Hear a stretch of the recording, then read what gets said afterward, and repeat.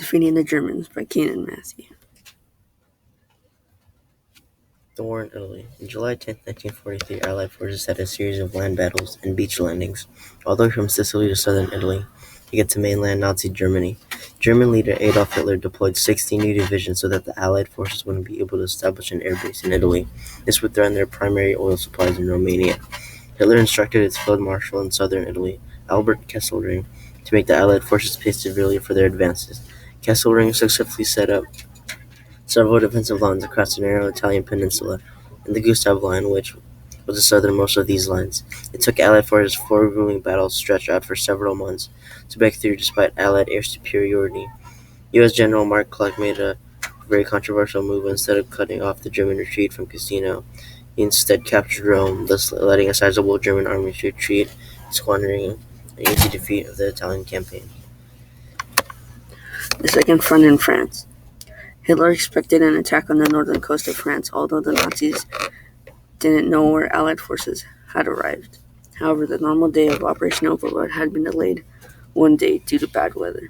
As a part of Operation Overlord, Allies pushed for the 5 beaches, codenamed Juno, Sword, Gold, and Utah. Omaha Beach had the most resistance, in which 2,000 soldiers lost their lives. The attack involved Canada, the British, and America in Operation Overlord, which is attacking France to reach Germany. Once again, 425,000 soldiers from both sides lost their lives, and 16,714 being Allied air forces. General Dwight Eisenhower became commander of Operation Overlord, in which Allies are to invade Germany, being successful as we know it. The operation took place on June 6, 1944, or more commonly known as D-Day. The Battle of Normandy took place 6:30 a.m. Dwight David Eisenhower was also the 34th President of the United States of America, serving his time from 1953 to 1961. Drive on Germany. The German army wanted to drive a wedge between the British and American forces to retake Port Antwerp to deny the Allies use of the port facilities. The German army started the attack on the Allied forces on December 16th.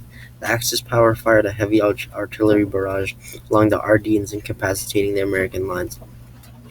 The crux of the battle was when the German and American troops took control of the town Bastogne. George Patton's Third Army helped the Allied forces to capture Bastogne. Patton's 3 divisions struck the following day, and they broke the German ring around Bastogne, thus winning them the battle in December 2016, thus later being known as the Battle of the Bulge, which was the largest battle in Europe. The Drive on Germany Part 2. The Germans became exhausted after a while and had a disadvantage from a terrible winter, which gave Allied troops aircraft support. The Red Army closed in on Warsaw, where Polish resistance tried to revolt against the Germans, although they had a lack of equipment and failed to take back land and create many to believe that Stalin didn't want to help anti-communist forces. By the beginning of 1945, Soviet forces found themselves closing in on the Nazis and Germany. That's all, folks. Hope you enjoyed our slide.